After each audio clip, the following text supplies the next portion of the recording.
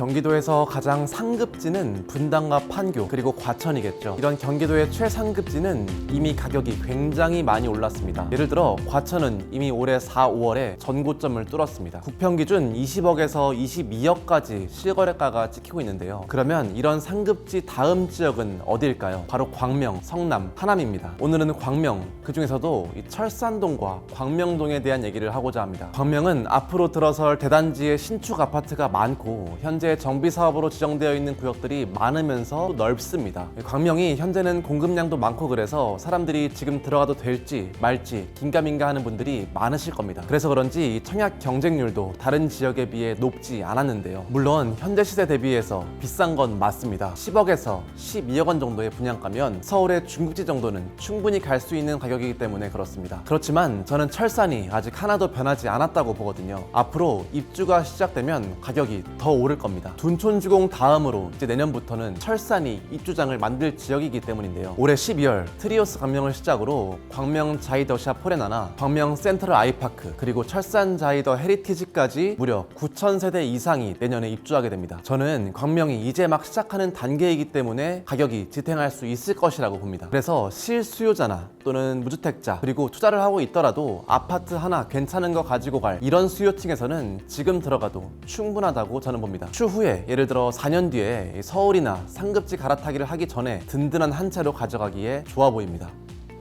그래서 오늘은 철산에 입주 예정인 신축 아파트를 정리해보는 시간을 갖도록 하겠습니다. 이 7호선 라인 위쪽 북광명 뉴타운 4곳과 이 철산주공 재건축 아파트 2곳입니다. 그리고 비교하기 좋은 기축 아파트 하나를 더 보겠습니다. 시세는 지금 나타나 있는 순위가 많이 유지될 겁니다. 뷰가 좋은 몇몇 동 호수 말고는 거의 비슷할 예정일 텐데요. 그래서 가격대를 보고 들어가면 된다고 봅니다. 그런데 이 초기 투자금이 생각보다 많이 들어갈 수 있습니다. 지금 거래되는 것들은 조합원 물건입니다. 프리미엄도 있고 분담금도 매물마다 다르기 때문에 자금 융통이 가능한지 잘 알아봐야 합니다. 먼저 이 북광명 뉴타운의 1, 2, 4, 5구역이 모두 붙어 있기 때문에 하나의 대단지로서의 메리트가 있습니다. 그리고 1, 2, 4, 5구역 전체적으로 광명 사거리 앞에 상권이 조금 아쉬운 편이거든요. 최근 실거래가는 조합원 물량이 대부분이고 이 시세는 상대적으로 저렴하다는 점 참고하시면 좋겠습니다. 우선 광명 제1구역을 재개발한 광명 자이더샤 포레나 아파트입니다. 분양은 2023년 5월에 했고 내년 12월에 입주 예정 시기로 잡혀 있습니다. GS, 한화, 포스코의 이 3개 시공사가 합쳐서 만든 아파트입니다. 역과의 거리가 좀 있는 편이지만 총 세대수는 3,585세대입니다. 대단지로서 커뮤니티나 생활 편의성을 잘 갖출 수 있는 단지겠죠. 이 84 타입 최고 경쟁률이 31.5대 1로 오늘 말씀드릴 다른 단지들에 비해 월등히 높은 성적을 기록했습니다. 이 당시 최고 분양가가 10억 4천만 원 정도였습니다. 그리고 트리우스 광명과 함께 목감천을 접하고 있습니다. 그리고 목동학원과의 접근성도 광명의 다른 아파트에 비해 좋은 편입니다. 단점으로는 북광명 뉴타운 중 가장 낮은 금액대를 기록하고 있고 또 앞으로도 그런 모습을 보이지 않을까 생각이 됩니다. 그리고 역과의 거리가 좀 멀고 다소 경사진 지형을 가지고 있습니다. 최근 실거래가는 다른 아파트에 비해 저렴한 9억 8천만 원을 기록하고 있습니다. 두 번째로 볼 아파트는 광명 2구역을 재개발한 트리우스 광명입니다. 입주가 정말 얼마 안 남았습니다. 입주 예정은 올해 12월입니다. 총 3,344세대로 대규모 단지이기도 합니다. 2023년 10월 분양 당시 미분양이 심했고 730가구 중에 105가구가 미분양이 나서 지난달에 모두 잔여 물량을 해소했습니다. 그 이유가 이 분양가 때문이었는데요. 11억 8천만 원으로 다른 단지에 비해 1억 이상 높은 분양가로 나와서 사람들에게 외면받았습니다. 세 번째 아파트는 광명 4구역을 재개발한 광명 센트럴 아이파크입니다. 내년 11월 입주 예정인 아파트고요. 역과의 거리에서 메리트가 있는 단지입니다. 게다가 아파트가 평지라는 점에서 장점이 있습니다. 1957세대, 분양가는 12억 7천만 원입니다. 분양가는 가장 높았지만 그만큼 입지적으로 장점이 있기 때문에 수용 가능한 분양가였고 광명초등학교를 마주하고 있으면서 광명역 사거리를 가장 빠르게 이용할 수 있는 아파트입니다. 네 번째 아파트는 광명 5구역을 재개발한 광명차이 힐스테이트 SK뷰 아파트입니다. GS, 현대, SK가 합작했고 세대수는 2,878세대, 27년 7월 입주 예정인 아파트고요. 앞서 말씀드린 광명 센트럴 아이파크와 붙어있기 때문에 가장 많이 비교가 되는 아파트입니다. 물론 이 광명 센트럴 아이파크가 조금 더 우위에 있다는 입장이 있긴 하지만 입지적으로 거의 비슷하기 때문에 시세 또한 매우 비슷하게 흘러갈 겁니다. 이 광명 동초가 선호되는 초등학교 중 하나인데 가까이에 위치해 있죠. 그러나 한 가지 아쉬운 점은 언덕이라는 점입니다. 물론 당연히 평탄화 작업을 통해서 단지 내에는 평지로 구성될 예정입니다.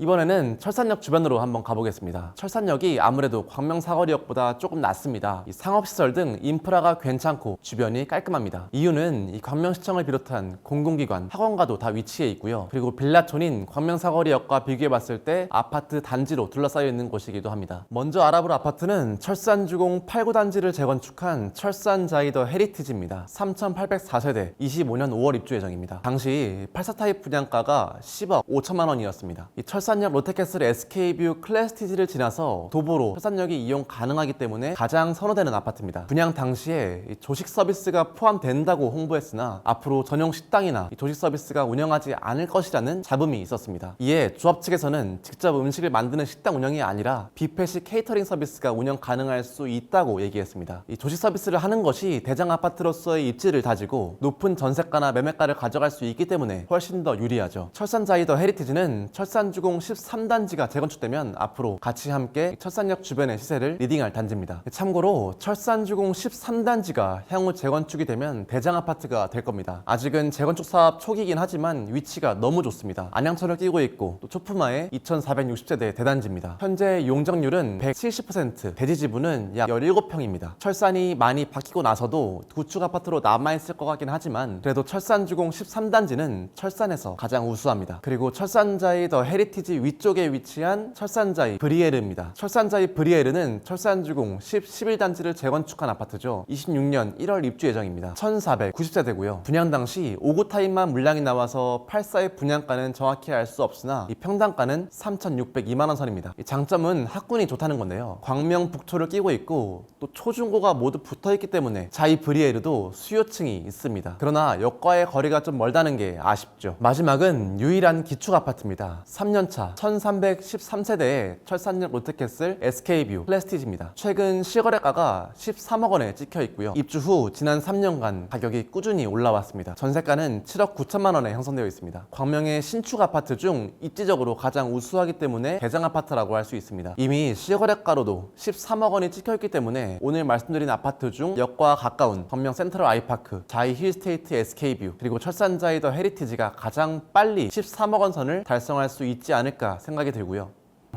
사실 수도권으로 넓혀보면 광명을 대체할 수 있는 곳이 많긴 합니다. 그와 비슷한 곳이 성남이나 하남이겠죠. 그러나 서남권의 신축 대단지 지역 중에서 광명을 대체할 수 있는 곳은 없습니다. 그 이유가 수도권에서는 일자리 접근성, 학군, 커뮤니티가 중요합니다. 철산은 이 모든 요인을 다 품고 있죠. 바로 옆에 가산 디지털 단지, 구로 디지털 단지, 또 여의도로의 출퇴근이 용이하고 강남까지도 40분이면 이동할 수 있습니다. 그리고 현재 학군이 아주 좋지 않지만 나쁜 편이라고도 할 수 없습니다. 목동과도 가깝고 앞으로 신축이 들어서면 더 좋아질 겁니다. 또 신축 대단지가 들어오면 커뮤니티는 물론 당연히 좋아지겠죠. 조금만 내려가면 코스트코나 롯데몰 등 편의시설도 위치해 있고요. 그러니까 위쪽으로 올라가면 학군, 오른쪽에는 일자리, 또 아래로는 상업시설 등이 갇혀있는 입지적인 가치가 충분하다고 보고 있습니다. 물론 철산이 엄청 대단히 좋아지거나 이 시세를 리딩하는 지역이 될 수는 없습니다만 수요층이 두터운 곳이기 때문에 투자 가치가 있다는 점을 말씀드립니다. 특히 서남권에 인천이나 부천에 사시는 분들은 이 철산을 안 볼 수가 없는데요. 그래서 이 지역에 이미 관심이 있던 분들은 많이 유입이 됐습니다. 또 서울의 서남권에 여유가 있는 신혼부부, 이 고소득 맞벌이 부부가 5구 타입을 많이 보고 결국에 광명을 대체할 수 있는 지역이 마땅치 않기 때문입니다. 당분간 공급이 많고 현재 눈에 보이는 신축이 없기 때문에 경쟁률도 낮았고 고분양가 논란까지 나오고 있지만 향후 3, 4년간 굉장히 인기를 누릴 지역이라고 봅니다. 앞으로 대대적으로 변할 철산의 신축 아파트에 주목하시는 게 좋겠습니다. 그리고 지금 만약에 철산으로 갈아타기를 하고 싶으신 분들이라면 틈새 구축 아파트가 있거든요. 그런데 구축 아파트를 보실 때는 실거주 만족도가 높은 단지 위주로 보시는 게 좋겠습니다. 역과의 거리, 지하 주차장 여부, 주차 대수, 학군 등을 확인하셔야 됩니다. 이런 점이 부족한 구축 아파트는 상품성에서 신축 아파트의 차이가 더욱 도드라지기 때문에 수요가 몰리기 어렵습니다. 그리고 성남편에서 말씀드렸듯이 평지 위주의 생활권인 점도 중요합니다.